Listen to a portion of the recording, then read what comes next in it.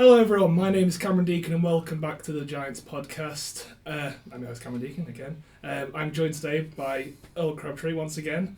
Good to be back. Huddersfield Hall of Famer. We're not joined by Mr. Tim Burton, he's apparently a bit too scared to come be sat around with three over 6 foot tall men, that's what he told me.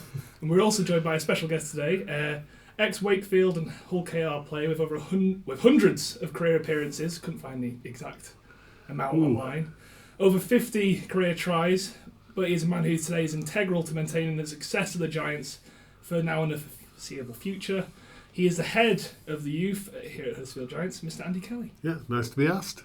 I'm glad to be here. We're already running out of people, that's what we've come to. Yeah. We've been running now for 100 weeks and we couldn't think of anybody else. How many appearances was it actually? Because I don't know. Because I don't know. I reckon probably around 270, something like that, and I think I probably scored about 65 tries-ish. Because there wasn't, obviously, don't want to age-gate you too much, but back in the day, the records aren't very clear. And it's for those of you, obviously, who can't see, my grey beard just got longer. So, yeah, horses and carts to travel to games on and that kind of thing, yeah. But it's, how long were you at Hull KR for then? I joined Hull Kingston Rovers age 21 right. and played there for around 6 years, 6 seasons. So was that your longest stint at a club then? Yeah, I guess broken service at Wakefield I did over 10 years and a little bit more as a coach, but generally at one club I would say 6 years is probably the longest single stint, and it was a highly successful time. But you consider I signed for Hull Kingston Rovers and was living in Wakefield and didn't have a car, so I had to work out how we're actually going to get there. Yeah. The world seemed much bigger then. Well, I was going to say that because it's next year I think is your 30th year of being involved in rugby league just generally, which is an amazing amount of time to be. 30th year now. If you think I'm now 58 and I signed for Wakefield Trinity at aged 17, it's probably a little bit longer than that. Yeah. So February last year, not 2018, was 40 years. So I've been involved in rugby league for around 40 years. Wow. I'm still waiting for my MBE or OBE or knighthood. Obviously, we'll never probably be part of a World Cup, but a World Cup winning side in terms of me personally. But you'd think at some point somebody would just make a recommendation to Her Majesty and call me up. I'd love to go. Well, when I get mine, I'll drop your name and don't worry about it.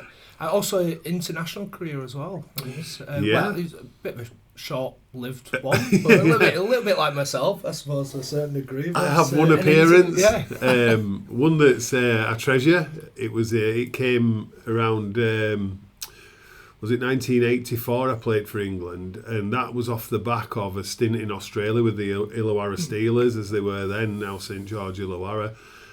Came back. There'd been a Great Britain tour that year, so there was a little bit of a hybrid team put together England-wise to play against Wales down in Ebbw and it was the occasion. It was an honour to be selected, but the occasion passed with probably not a lot of exposure.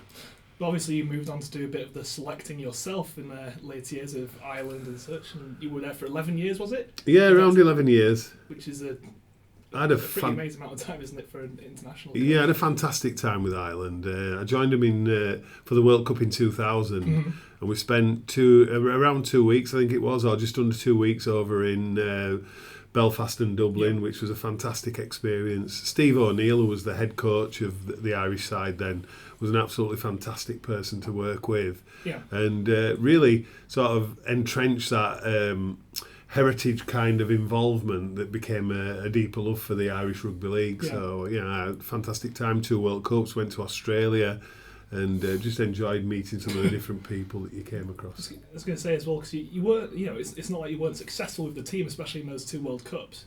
You finished top of the group on both occasions. In 2000 and 2008, was it? Yeah, we had in 2000 we had a fantastic quarter-final appearance against England, and that was at Headingley in front of 15,000 people, which I'll say we narrowly lost. There were a couple of occasions in the game where we might have pulled off a shock victory, but it wasn't to be. And then on to the World Cup 2008, where again we reached the quarter-final stages, but were beaten by Fiji. But we were tipped to be on the flight home long before that. We played Tonga and Samoa. So if you think about Ireland's 2008 World Cup was Tonga, Samoa and Fiji, that's a lot of big boys to deal with. And I think eventually we looked a lot flatter and a lot thinner, but we coped okay with it. I think you enjoyed it then. Do you know when you go with Ireland, they always have this sort of sense of it's like when I've been with England, it's straight down the line. You're not allowed to do hardly anything, and then you hear stories from other camps, and especially when I spoke to Bruffy in the past at Scotland, and they probably enjoyed themselves a little bit more than other teams. Was that part of the culture of Ireland, or was it straight down the line, or did you find the other side of it actually made them enjoying play probably a little bit better? Yeah, I guess when you're in the Ireland camp, you hear about the England camp and how much they're not enjoying what they're doing, and then you see the Irish players with smiles on their faces. There is a little bit more levity. If you think about the rugby league focus, it's quite narrow. If you look at Australia, New Zealand, England, and quite possibly enroll France into that, well, they're the teams under scrutiny. They're the teams that get followed around. Yeah. So a team like Ireland or Scotland or I guess Papua and other teams that are involved, you don't get as much media scrutiny, so there is a little bit more levity and liberty. The players do take the occasional liberty, but we try to plan. We tried to plan professionally. We had a fantastic management team. We had the management in terms of the bouncers, which were Terry O'Connor and Barry McDermott, who kept the players on the straight and narrow. But there's a bit more space to move, and I think given the type of players that you get and the characters of the players that you get, then you have to have a little bit of downtime, I'll call it. And how does that compare to because you not only coached at international but also at club level, and how does that compare? On a week-to-week basis, club coaching is totally different. Yeah. Short-term coaching is about putting players together, getting the chemistry right almost instantly, and then trusting some of your spine players, as we call them now, your halves, your hooker, your fullback, and quite possibly involving your loose forward in making some autonomous decisions. So you have a structure that you try and play to, but out as you get to the edges, if you get to the points, as we call them now, then those players have got a little bit of license to play. It's not as probably as strict as the week in, week out, you might lose your job stuff. Yeah, and there's something else that was mentioned to me was at your club coaching, you got Wakefield back into the Super League for the first time. And where does that rank in your sort of achievements throughout your career? Well, it's one of the highest achievements as a fledgling coach. So I took over from an Australian guy called Mitch Brennan in I'm going to get my years right, they're going by that quick. In 1996, 97, I took over the side in 97. So I did around about half a season as interim coach, then was given the job as a permanent position. In 98, we had our first season. I remember the players turned up, and I don't think they'd even been paid for 3 months, such was that period of time for Wakefield. And we had a highly successful season and got promoted. So I went from being an assistant coach, trying to learn my trade, within 18 months I'm now a Super League coach, which was it's a massive achievement for anybody. You had a lot to learn. It was as enjoyable as it was difficult at times, but as an achievement for the club that's been in Super League ever since, you know, and they're celebrating this year 20 years in Super League. So, you know, I can look back on that as a little bit of a legacy. I played my part in it, and I take a great deal of pride in that. And one of the other things I wanted to mention about that was that you spoke about, I read an interview, you were saying you're making that step up from, at the time it was basically going from amateur to professional. And how big is that step up, especially back then? It is massive. If you think you've trusted, again, 18, 22, 24 players to get you into the position where you suddenly accepted into Super League, and we weren't given the nod until probably around the middle of November, so that left you very, very little preparation time with the squad. So what we had to do at that time was actually cull, almost shed, probably 60% of the squad who had got good working lives and probably couldn't sacrifice money at that time to actually take a punt on Super League, and so we had a mass sign up, and really we looked at players who were discarded. We looked at players that were a little bit wounded pride wise and ego wise, and we brought we brought quite a patchwork of players together, and it worked. The forecast for Wakefield in the first season in Super League was that they wouldn't win a game and we'd go straight back down. Yeah. And it was a 30-game season then, and we won 30% of the games. We won 10 games from the 30, but never looked like going down. No. After that, you've obviously been now at the Giants doing head of youth, and how does that compare? Because it's obviously you're still coaching to a sense, but it's not first team, if you know what I mean. It's very different, and I'll refer back to the time head coaching in Super League with Wakefield. I got a job with the RFL at a time where probably jobs were hard to come by for myself, making sure that I look after the family, and I went into a job in development in the North East, so setting up their scholarships and academies. And I thought at the time, if I took the job, this was 2009, if I took the job, I'd probably be up there around 12 months and something would come up nearer home. And 4.5 years later, I was still up in Gateshead. But it brought about then a whole new learning process for me, going from like performance coaching week to week, where you're in a job 1 week, you're out of a job the week after. So if you win, you've got 3 months. If you lose, you've got 3 weeks. It's that kind of philosophy and phenomenology is a word we use a lot now. Thank care of Steve Hardesty. But I felt better equipped at the end of those 4.5 years with the RFL to probably do the Super League job at that time, because I'd got a bigger sort of 360 view of the game. Yeah. So I wasn't just working week to week anymore. I was looking at long-term development. And then the job at Huddersfield came up, and I applied for it and successfully got it, and really enjoyed every minute of that. It is chalk and cheese. Development, coaching and management is totally different to first team coaching. And would I go back to it? No. No, you'd stay in... I wouldn't go back to it. All right. Is that just because of the... In my head, obviously, you're doing... The coaching side is much more important when you're in the development squad. You really have to be... I imagine you have to be much more hands-on. It's hands-on, but it's also longer term planning. You do get to think next year, 3 years, 5 years. So you do get to think that way as a head coach. And if you're in a difficult position, you can't think beyond a game-to-game situation. So there is a vast difference between the two. But I just don't feel time elapsed that it's right for me to go backwards. Yeah. Now you might say, you could go to a club and they might offer you an exorbitant amount of money to do the job for 3 years, but the reality is you might not get to the end of that 3 years, and what would you do after? So there's a frailty in also making that kind of a decision. One that I'm not afraid of, but one that I don't really want to go back to. I'm curious now, obviously, AK, you've been around at Huddersfield for some time, and obviously when I was younger, I started off in the academy at 16 years old, and then if you played pretty well, you then got into the Alliance, which I think could be 21s at that point, with a few first team players. The game's totally changed, and for me now, seeing all these young kids come through, and seeing it especially at the weekend, where I can't remember the exact number, but we had a load of academy players come through. They've come through our system, and then now they're playing first team, which is a credit to you and to the club as a whole. But how much has it changed over those years? I want to know a little bit more about what your job is and what the system is, so when people are listening to this, they know exactly what we do behind the scenes to bring these young kids through. Yeah, the academy, even in my time here, has changed quite dramatically. But that was my aim, to bring in.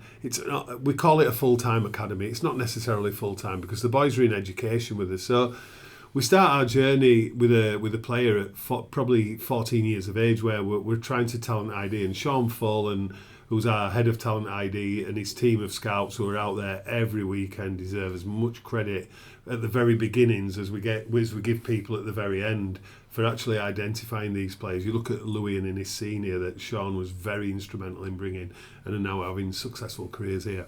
But we start looking at year 9, we bring them into our scholarship system. Scholarship system is at age 15 and 16, so year 10 and 11 at school, and we start that challenging process of actually giving the lads some challenges in their life. So you might get the best player in the area who never gets left out of a team, who scores 50 tries a season. We bring them into scholarship, we manipulate their position a little bit, and we actually leave them out of a team occasionally, and they do struggle, parents struggle and players struggle with the concept of you're not playing this week. So we set little, we call them speed bumps for the players, And I think that's pro rata relative to their development.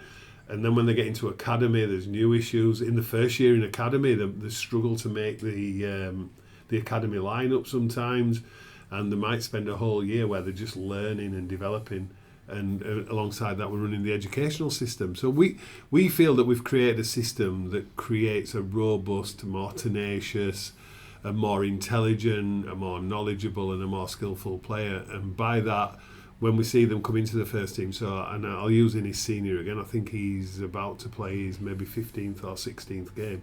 Well, he's not 19 yet. He won't be 19 until probably the end of May or something like that. So, and we've got a lad in the second year, Dominic Young, who's 6'4", runs like the wind. He's an animal, absolute animal. Yeah. I've never seen an athlete quite like that, and hopefully his attitude matches his. And he looks like he could play first team, but he's not 18 yet. So scary. We have to understand players physically and mentally, because he's probably physically ready to go out there. And I wouldn't worry if he was selected, but mentally he's still got some robustness to get built back into it.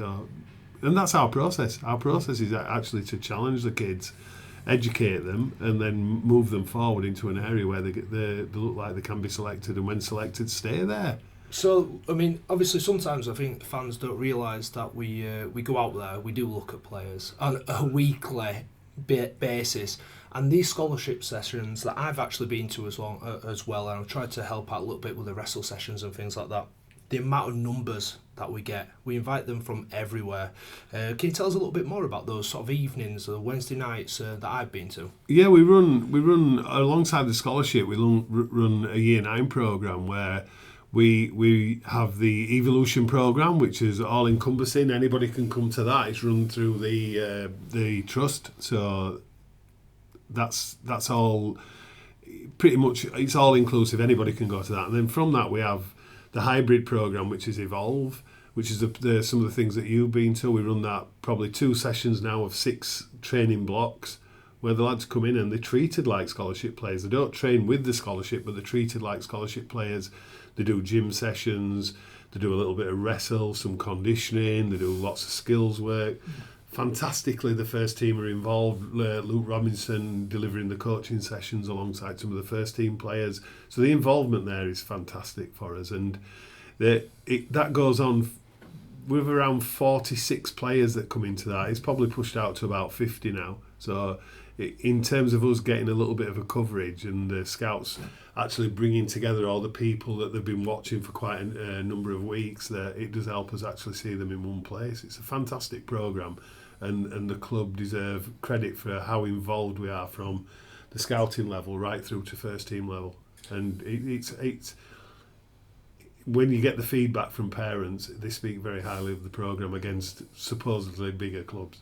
Something that you just mentioned then and you mentioned before was about the parent side, which is something obviously when you're in the first team you don't have to deal with, because they're all grown up boys there and you don't have to deal with the parents. But at a much younger level, I've had the experience myself at playing at a much younger age where it's the parents feel like they have to get involved.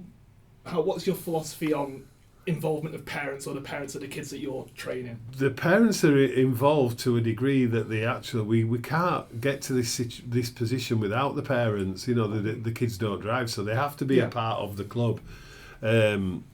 We have really good almost like coffee evenings now at training nights where all the parents can come together and support each other. We have coaching staff, including myself, who are always accessible, so we can sit and have individual conversations with parents. In terms of coaching, we don't really involve them that much. There's a detachment there, so we don't have too many parents who would be involved in the actual delivery of the scholarship programs or academy programs, and therefore you have that level of independence. The one thing we stress to all parents when they come to scholarship is quite simply, we're not a community club, we're a development program. So the games aren't the pinnacle of our week or our month. If we win a game, that's all well and good. We all love winning, but if we lose, what did we learn? And they're the challenges I talk about that make more robust players. The all-conquering Siddle side that Tom Holroyd, who was at Leeds, and Morgan Smithies, who was at Wigan, came from, never lost a game. And there were certain players then at the back of those two who quite possibly struggle with the concept of losing because they've never had that. Well, we don't win every game in a scholarship, nor do we put a focus on winning every game. There's sometimes where we select. I'll give you an example of when we played London away or we've played Newcastle away, we would select against the 16s, the 15s dominant side because they have to cope with the physicality of it. And you're almost playing with the result. You're almost accepting that you might get beat in that game because physicality just may win over during the course of the 80 minutes. And because he's like I said, it's a development side, I imagine you don't get as much of the, why wasn't my kid picked, whatever, or stuff like that. Is that sort of null and void at that level? A little bit. You've got to understand that the culture of community games and community game parents is that they do have that inbuilt. But over the period of the 2 years, we see them grow out of that a little bit where scholarship's concerned. So by the end of the actual 2-year programme, the parents are understanding what we've talked about at the very beginning. We don't have to pick the best side. We don't have to pick the best players. We don't have to win every game. We just have to make sure that we develop the players. And obviously it's working because I think you tweeted out yourself the other day out of the players who played in there playing against Hull KR, you listed the players that have come from there. It must be great for you to see that on the pitch. That's my biggest reward. Obviously being employed is fantastic because you get to pay your bills and everything, but my biggest reward and why I probably wouldn't go back to what I would call performance coaching, head coaching, is I like that as a reward. I like to stand on the touchline and actually watch the play. I like to go in the dressing room when they're all sat there with the first team players and say to them, "What are you doing here?" And we just laugh at each other because that's the reward for all those weeks. You get to know the players, you work with them for 5 years. And the tweet I put out after the game last week was quite simply, I think people thought it was a little bit of a dirty win and it wasn't free-flowing. But then when you look at the concept of having 7 or 8 academy players, there was 8 in the squad, but 7 on the field, and 4 of those who were playing in academy last year, and 1 of those who can still play this year. Yeah. So you're not going to get the most sort of fluent and fluid kind of game. There's going to be some disjointed areas and areas where boys make mistakes, and for that team to come through and actually bring about a much needed victory, I think that's a testimony to all the coaches at this club from top right through. It makes me proud seeing that as well because I came through and I was the only academy player for a long time, and no one ever got near getting into the team. And I played alongside some of these lads that have come through the academy system into first team, and they were absolutely miles off, and there was almost just filling gaps. Yeah, stocking fillers. That's exactly it, where they're getting paid absolutely nothing to come and train with us, basically to just get battered around every day. It was awful to see, but you knew that if anything did happen, with players and injured players, these lads, they could not be in your side. And now it's different because I've been able to watch the academy on quite a few occasions, and I see these lads. Wow, I wouldn't wanted to play against them when I was younger because they're absolutely massive. They're unbelievably skillful and fit. It's a pleasure for me to see personally as a local lad that's only ever played for Huddersfield. Now to see these lads coming through and represent Huddersfield Giants, I think it's fascinating to see how the system has changed, but all these players come through. And knowing you, and knowing you for quite a few years, becoming more friendly over the last probably couple of years since I've retired, I know how brutally honest you can be as well. Yeah. And do you use that as part of your assets, your armoury when dealing with players? And I've learned to moderate it with some I of them. can imagine. I think you might need to at times. But is that something that you actually focus on as well? Yeah, when I'm around the scholarship, most definitely. My relationship with players and parents changes from year 1 to year 5 or year 6. So people start to, like you've just alluded to, people start to understand the underneath side of what I'm doing.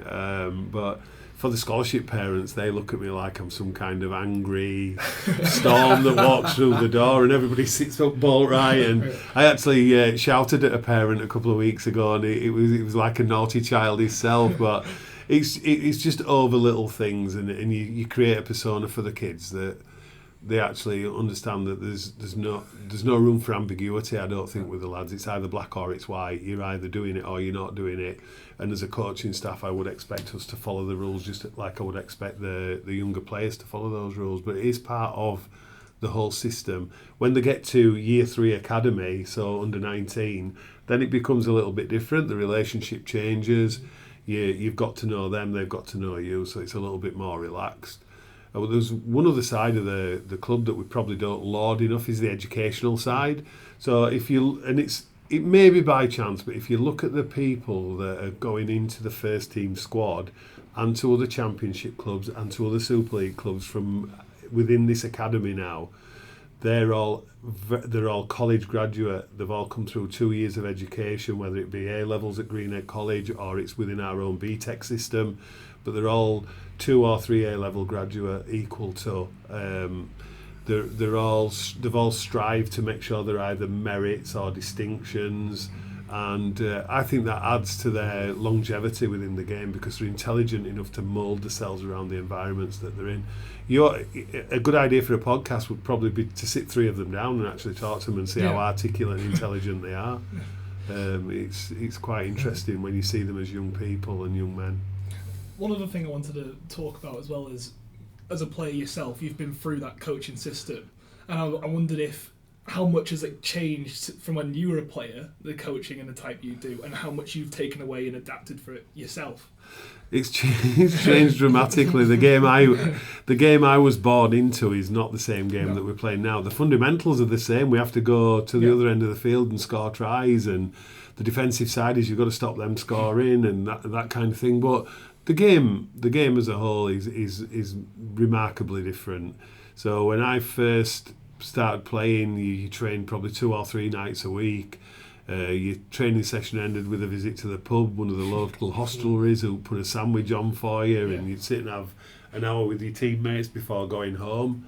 But then you worked as well, so it wasn't your sole income. No. So you weren't reliant on rugby league to actually pay your mortgage. And so when we level criticism at players now, that's probably the biggest change. For those players, if they lose their job, they lose their livelihood. And life becomes very precarious. Whereas in my day, I worked many different facets of life in terms of employment, but I had employment, and if I hadn't have been playing rugby league, I would have still had a good standard of living. And I think that's the biggest fundamental change, that the game's now full time and the players are reliant on that income. So if you level that they don't try or they don't care, you're probably not being totally fair to a player. If a player has a bad game, he has a bad game, but he doesn't do it by design. And what about how much the coaching you took yourself from? Oh, coaching's changed.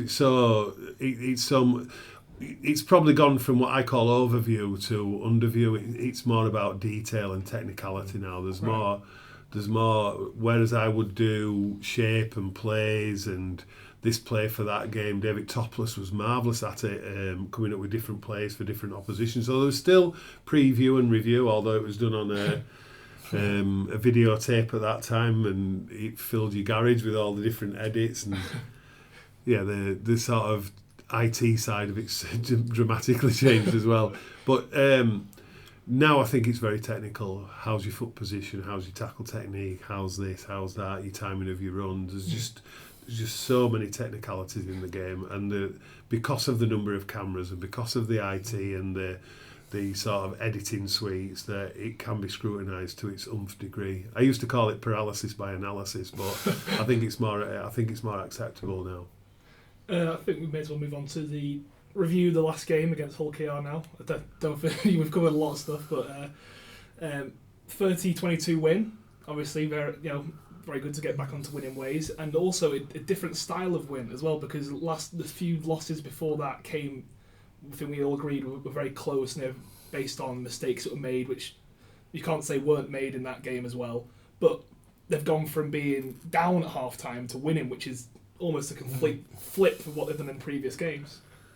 Yeah, I think you can go back to the St Helens game in the Challenge Cup. I thought the boys took a lot of positives from that game. Although it was a defeat, I think they understood a lot more about themselves from that game and the challenges that they actually faced and nearly surmounted. So they carried that over into Hull KR game. A little bit of discipline in the first half, which, when you're running a 2-1 penalty count against opposition who sat around you. So Hull KR are not very different in form to us at the moment. And if you're giving them already a three set advantage over you, you're starting to build up your workload. I thought we came to terms with that at half-time. Simon Wolford was very good in his half-time summing up. Luke Robinson had some great technical things for the attack, and I thought they put them into play, and we commanded the second half. And I thought that showed, when I refer back to the St Helens game, a little bit of an underbelly of confidence coming back in each other, a little bit of underbelly and belief of what they're actually trying to achieve. So I thought it was a step forward for us as a team, the Hull Kingston win. Had a bit of everything, didn't it, that game? We obviously took the lead nice and early. We looked really strong, carrying up the middle, making really good meters, and I thought it was going to be an easy day. I genuinely thought it was going to be, and then unfortunately Joe Wardle decided to run his mouth, and this is what actually impacts you in games quite a bit. And not only did he mouth off once, he mouthed off twice, giving me a yellow card. So suddenly, from being on the front foot, playing really well and controlling the game, only though it was early in the game, we then were on the back foot and they start scoring tries, and then that takes it out of you energy wise, which was my major concern going in at half time. We're already down, we've been on the back foot for some time, and having a player sent off for 10 minutes, I thought it might catch us, bite us in the backside later on, and it didn't. And they actually came out and they looked like a different side again. And like you say, with the Germ, Simon Wolford, and Robbo having some good things technically and probably motivational to say at half time, they came out like a different team. And I do think, unfortunately, teams tend to drop to a level of the opposition or lift to the opposition. I thought we lifted against Saints. I don't think we quite did that against Hull KR, but it's irrelevant. A scrappy win's a win. We needed that win to sort of separate ourselves from that bottom four sets of teams. So I definitely think it was a step forward. I think it was still little bits to learn, as always, and maybe keeping our mouths shut at times.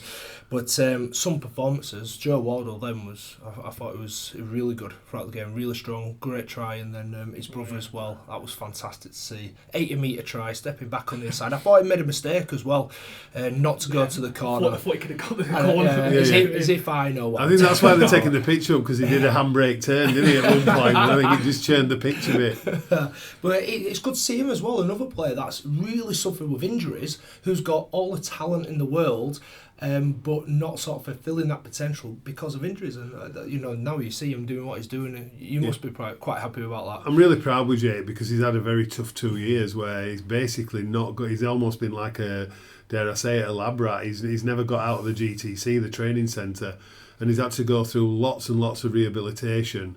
And even now that continues, because if you think he's a 20-year-old player who's had 2 years injury rehabilitation. So he's missed that 2 years of that rip and tear on the field, and I think his body sometimes feels that.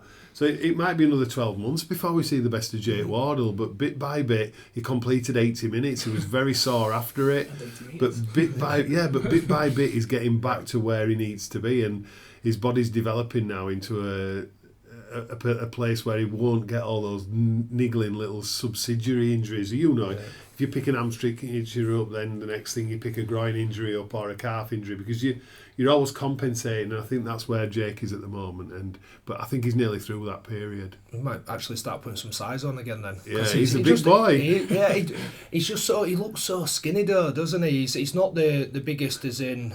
He hasn't quite. I don't think he's quite filled out yet. But I think he's about 90 kilo. Yeah, he don't look it though in my eyes. The twins, mind you, then they're huge. The twins, you stand in front of them two now, then, and they don't look like they carry any weight, but they're both 95 kilo plus. And stand around 6'4", 6'5". They are big. I'll use the word. They're big athletes. Yeah, they are big athletes. players. I've never seen anything and can like run. it. Innes last year at Bradford in the academy clocked a 10.2, which is just like a phenomenal piece of running. So Jake will get there. Yeah, he just needs his body just to get there. He needs again. to play as well, doesn't he? And I think when he does, he'll toughen up. And I don't mean so much. Well, probably mentally as well as anything else, and believe in himself a little bit more. And hopefully then he can really kick on. So he's doing that already, and it's only because we know how good he could be and how good he probably will be if he's lucky enough to have that sort of decent run where nothing bad happens, because he's such a talent. He's one of the few very, very talented players that I've seen quite like him, and we're very lucky to have him here at the Giants. I think we're lucky to have a few. Sam Hewitt just keeps coming up with the games, and You know, you look at Jake and you look at the twins, Innes and Lewis Senior, and then you throw Dom Young at the back of that. The academy backline last year, there wasn't a back under about 6'4".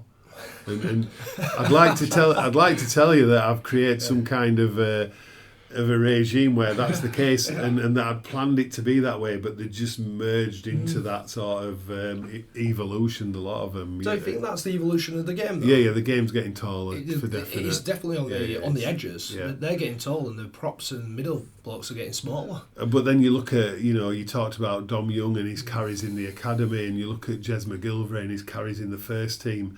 You're expecting wingers to go 150 metres plus on carries in a game, and they're achieving it. So they have to look like that. Because the game's changed, hasn't it? We actually rely on them creating our best go forward. Yeah, the game's changed massively. That used to be just... They used to be decorative. Wing, you were the worst player. They used to charge wingers to get in. They used to go and put ball down in that corner. They were just decorative for the bigger part of the game, weren't they? They were like expensive earrings that you just got out for the party every now and then. Not that I wear expensive earrings, by the way. Only cheap ones. Yeah. But yeah, they're expected to do so much more now, and the physical shape and the physical design they have to be courageous. They can no longer be running scared. The fastest players in the game running scared because they didn't want somebody to tackle them. So they're not just finishers anymore, are they? They're a big part in getting your sets of six off in the right way. And bring it back to the Hull KR game. One thing that stood out to me compared to the other two were those final minutes. It wasn't a case of they didn't die off in those last minutes, which was a massive change. They looked on the front foot for most of it. They didn't sit back. They didn't defend. They weren't just defending the goal line the whole time. They were going for it, which was great to see. Yeah, that's where we talk about that underbelly of confidence coming back into the team. They're now prepared to keep doing the things that have served them well over the previous 70, 75 minutes. So that willingness to take a chance, as long as we talk about calculated risk and percentages, you shouldn't lose a game on that kind of risk. No. I guess 10 points was enough at that stage for us to see the game out, or 8 points, but you don't want it to be a risk with 4 points in abeyance, because you can come unstuck very quickly. And that's the worst thing to see when you're that close, and then everyone, Lewis Shannon, basically, up your jumper. And I hate that so much. It's something that we hate in the game because it takes away everything that you're doing. And as soon as you start just doing one-out carries, that's when they can tighten up the defensive line, get off the line, and force you into making an error. As soon as you go and play really, really simple, it actually affects you in another way. You stop playing, you don't make meters, and then they take control of the game. Yeah. Luckily, we never had that. I thought that was... again, testament to how they played throughout the game. The last couple of games, they actually played with confidence all the way through. And it's good to see Darnell as well, because he's had a couple of games, and I saw him on the bench and he looked devastated, and this was a couple of weeks back. He still had a couple of mistakes in his game against Saints, but he's still doing what he's doing. He hasn't changed anything. He's still got that confidence, and I think the coaching staff must have the belief in him not to take anything away from him. I think that's the worst thing he could do. He just needs encouraging and just keep doing what he's doing and getting better and better. He's a young lad still playing at fullback for the first time, sort of regular. He's going to make mistakes. Players make mistakes. These young kids will all make mistakes. I think we just need to give them a little bit more time and have belief in them, stay with them and stay with the team. Yeah, I couldn't agree more. Darnell's going to be a fantastic talent, and hopefully it's for a lot of years here at the Huddersfield Giants. And part of your evolution and part of our philosophy is that we encourage them to make mistakes, but you've got to learn from them. So I'll speak to the academy players on a regular basis when I'm working with the forwards, and I'll go, I can tolerate a mistake, but if you don't learn from it, that's where the annoyance might come. So just don't keep repeating the same thing over and over again. And you can see Darnell's game changing. You can see he's starting to move, but he's a baby in terms of a rugby league player and a Super League player. He's a baby. Yeah, he's accumulating lots of game starts and lots of game starts, but he's still got such a lot to learn as a person, and you can see that is changing every week. He's becoming a more mature person, and he's on that journey. He'll be a fantastic talent. And obviously on the back of that, when we take that confidence into the next game, which is obviously the Magic Weekend, but obviously you gents are going there a different way than usual for a good cause. Tell us what that's about. Well, it's something that I've tagged along on, basically. We've been going for a number of years, and Andy will tell you a little bit more about this because there's a lot of meaning behind it as well, and this is one of the reasons myself has joined in, and I come along for the ride, literally. Yeah, so we decided 5 years, this will be the 5th year, so we decided to ride to Magic Weekend, wherever it was, and obviously they moved it to Newcastle first and foremost, so straight away I'm looking at the mileage, and that was around 126 miles, something like that, or around 120 mile. So we used to break that up into 2 chunks. Friday we'd ride 90 mile, and on the Saturday morning then we'd ride a further 26 to 30, which would take us to Bobby Robson's statue. We do all the sort of pictures there of our arrival, and then enjoy the Magic Weekend. So we've been doing that for 5 years. What happened, and it's the 3rd anniversary in June, was obviously the death of Ronan Costello. So we've done it for Forget Me Not, and we did it for a male cancer charity. But then we now do it for Headway, and the Air Ambulance are involved in a couple of charity events that we do, because the loss of Ronan Costello means the ride's now in his name, and we undertake to do it every year to raise money for the charities and that supported him. It was such a tragic time. So this will be the 3rd anniversary, and I think that's where Earl came on board with us. To be fair to Earl, it helped profile the ride as well, and brought in a little bit more attention to it, which was really good, because when you're fundraising it's really difficult. There are so many people picking at the pots of money that are available, and by pots of money it's the individuals that contribute. But we've done really well again. We've hit your goal, didn't you? Yeah, we did. The other night we had a final push, and we set a goal of around £2,000 for the ride, and we've pushed through that. It doesn't mean we should stop contributing if people want to continue, but it's just it just makes it that little bit more worthwhile when we're grinding his way up Crag Vale or somewhere like that. It just makes it that little bit workable. And to be fair, I don't want it to sound a little bit corny, but there's times where you do actually think about Ronan when you're on the ride, and it might be a point where you're really struggling, but you think about Ronan's attitude, and you think about Ronan's inability now, because of what happened to him, to be able to even take part in any single second of life anymore, let alone just a bike ride. And what's the plan for the ride to Anfield then? Are you starting from here? Where do you start from? Because it's a shorter ride than Newcastle, I didn't want to cheapen the effort, so we've actually moved it to Wakefield train station as a starting point, which is quite random, but I am from Wakefield, so which is handy for him then. Well, I'm in between, Anna, but if you want to believe that, you believe that. So we're going to go from Wakefield train station around 7:30 on Friday morning.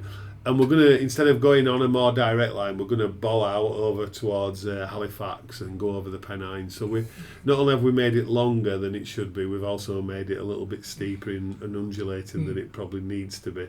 And that's just because I think for us it should be a challenge, as well as the fact that we're raising money for charity. We need to do something that's not too easy, because I think the more challenging it is, and we've had to prepare. The last few weekends we've been out on 50-mile rides, and so away from the actual day, there's a lot of sacrifice from everybody that's involved in the ride, just putting time into train so we can achieve what we want to do. Yeah, we're looking at doing a big one as well, aren't we? Now there's a lot of talk about a couple of really. If you make it public, we'll end up doing it. I don't want to make it too public. We're going to have to do it. I'm in. London Broncos. Yeah. No, we're trying. London Broncos. We're on about obviously where it may be held next, and that's not a worrying thing. But when people start talking about Barcelona, Tottenham's a little bit closer. But either way, these are going to be big rides, and someone even tossed up Perpignan at one point. Was that you, Andy? It was Steve Hardesty. Steve Hardesty, because he loves it. He's not even able to join us on this one, but he's talking about Barcelona next. And Perpignan, sorry.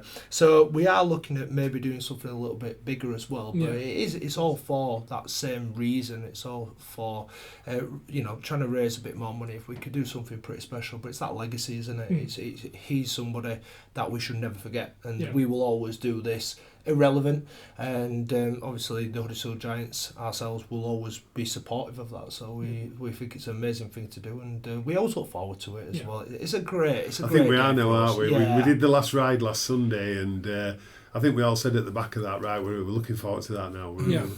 And as hard as the ride is, the evening's enjoyable where we get to laugh at each other's efforts. So it doesn't come without a bit of accomplishment in terms of what we raise and the challenges that we meet individually as we go over the hill. But there's also the pleasure of having a pint together afterwards and the camaraderie that comes out of it. For a brilliant cause, obviously. And once you get there, hopefully you get a good game and a good couple of games.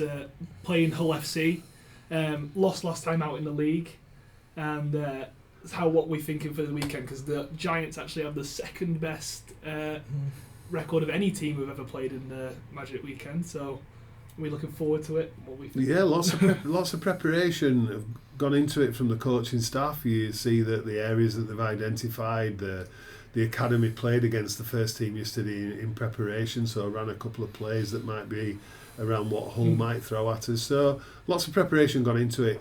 I just see the importance of a win there. When you look at Leeds and London are actually meeting on the Sunday, one of those teams could come out of that with a lot more damage than we will. So if we could get another 2 points from the Hull game, and it's well within our capabilities, irrespective of how well Hull are playing, I just think that we're capable of winning. Like Earl alluded to earlier, we can raise our game to whatever level we feel is required, which you'd like to be a bit more consistent, but Hull provide us with a challenge where we can't afford to be sloppy. I could see us coming away with yet another really highly successful Magic Weekend. I think they can be Jekyll and Hyde them as well, couldn't Hull FC? They sometimes can play absolutely amazing rugby league, and then sometimes they're absolutely awful as well. And I firmly believe we just need to start well against them, not make mistakes, take that confidence, play, and make good meters as much as possibly can, defend pretty well, and as long as we're in it right at the beginning and let them know that we're in the game, I could see them fading off, no problem. I believe they're inconsistent, so I think we could come out of this and have another really good game and a couple of points as well. So I'm looking forward to the weekend. It's going to be a fantastic weekend no matter what. We look like we're going to get good support again, don't we? The so-called cowbell army will be there to annoy everybody sat around them, but you can't fault them. They come, whether small numbers or large numbers, the volume that they kick out it does encourage the players. So if you're umming and ahhing about whether you should make the trip to Liverpool, go there and support the boys, and you never know, you might be just that 1 point, 2 point, 10 point difference between success and failure. Half price tickets as well now. I think it's something that's been passed on. They maybe struggled a little bit in the first instance to get these tickets sold for Anfield, but half price for a full weekend of rugby league, I just don't know why you wouldn't. I think it's absolutely fantastic. If you can afford to get down there, make sure you do. We'll be down there. We'll be enjoying it. So I love Magic Weekend. I love, I'll give it the.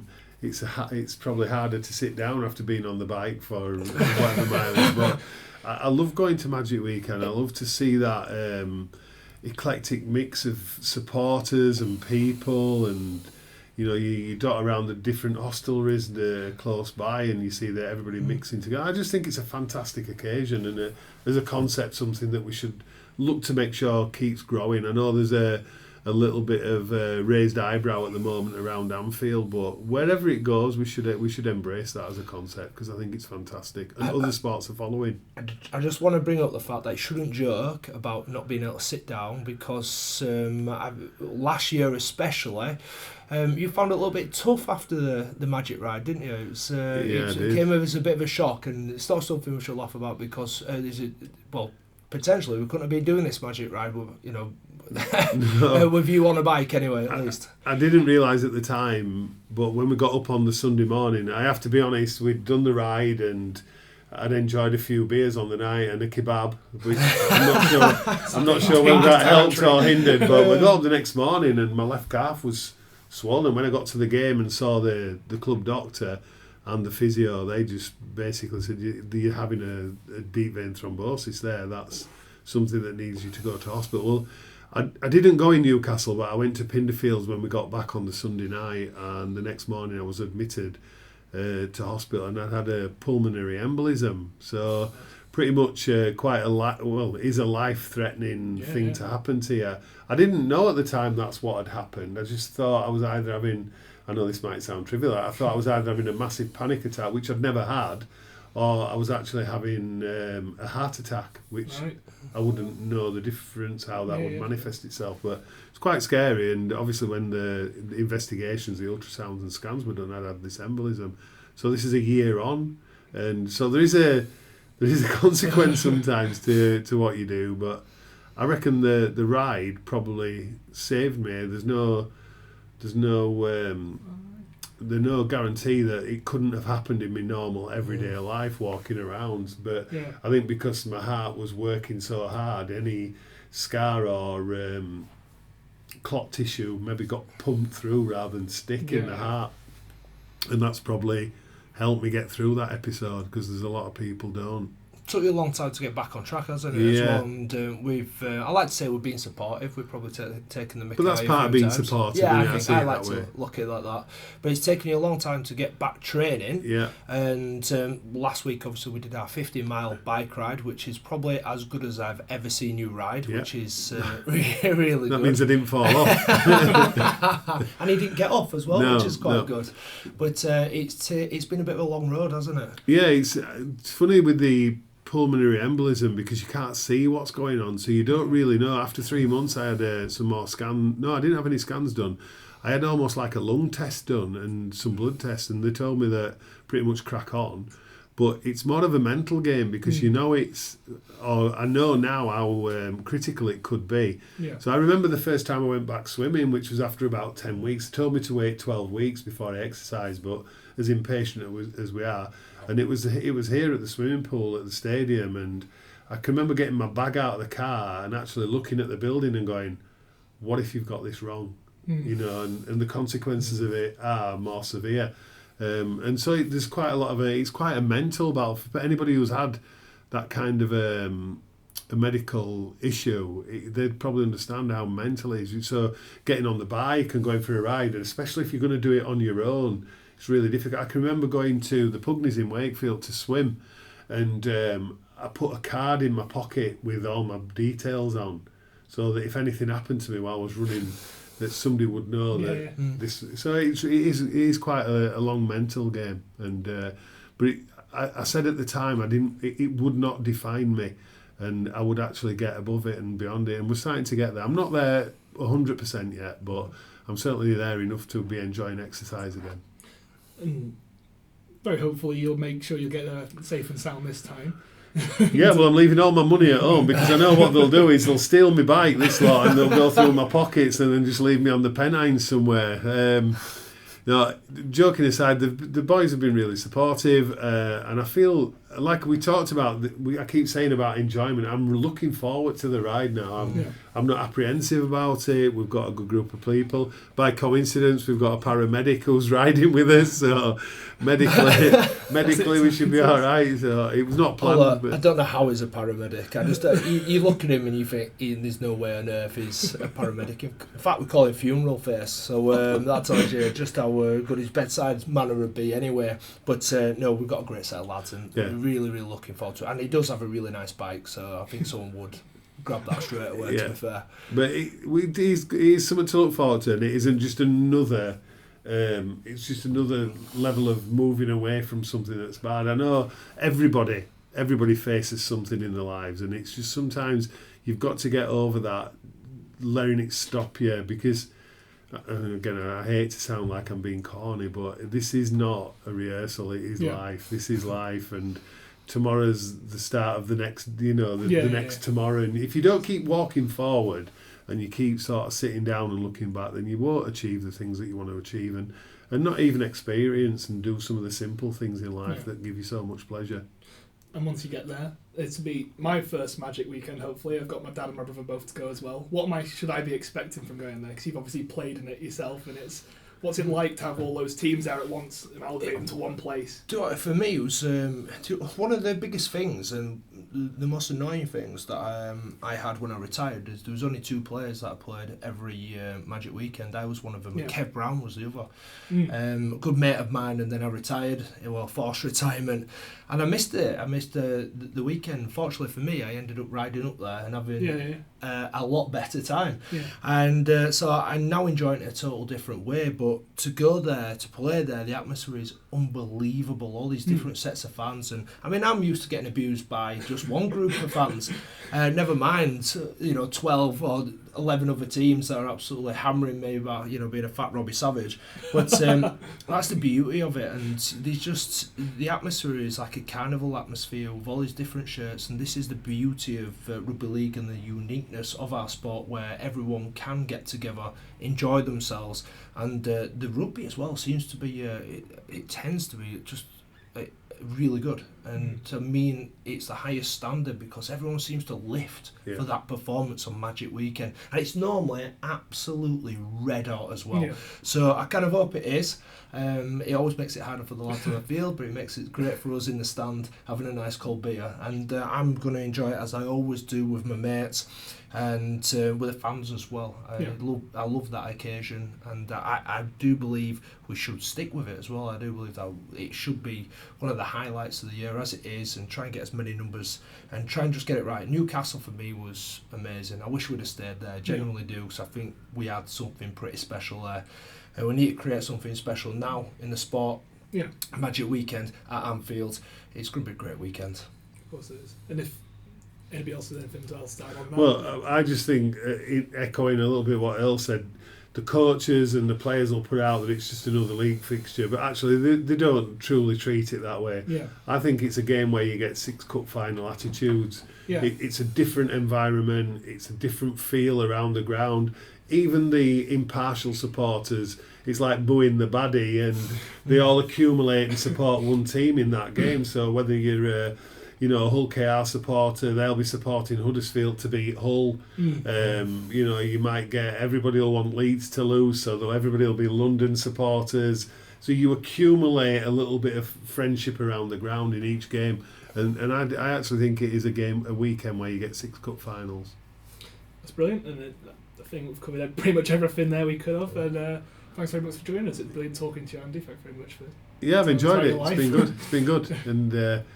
You ever stuck for somebody again? Because you've run out of people. I'm not out to get hold of. Yeah, we might get Tim back as well. He's now he's shied off for today, swanning around in London, I think it is. But we'll have him back as well next week. So thank you, Andy. Yeah, brilliant. Thank you. Thanks everybody else for listening.